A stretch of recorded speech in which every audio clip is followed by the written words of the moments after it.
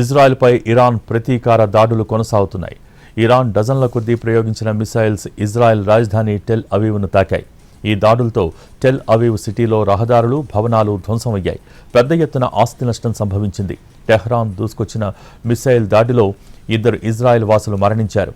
ఓ building శిథిలం కావడంతో స్పాట్లోనే 2 చనిపోయారు.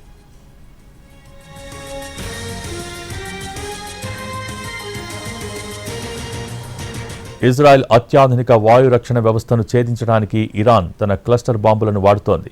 ఒక్క మిసైల్తో డజన్ల కొద్దీ చిన్న బాంబులను జారవిడుస్తోంది. ఒకేసారి అనేక ఇంటర్సెప్టర్లను వినియోగిస్తోంది. మిసైళ్ల వార్హెడ్ దిగువకు వస్తున్నప్పుడు 2.5 కిలోల పేలుడు పదార్థాలు ఉన్న 80 చిన్న బాంబులు ఇజ్రాయెల్ను తాకుతున్నాయి. సుమారు 8 కిలోమీటర్ల వ్యాసార్థంలో ఈ బాంబులు పడటంతో నష్టం ఎక్కువగా ఉంటుంది.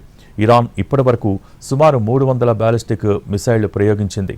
వాటిలో దాదాపు 50% క్లస్టర్ బాంబు వార్హెడ్లు కలిగి ఉన్నాయని ఐడిఎఫ్ వెల్లడించింది.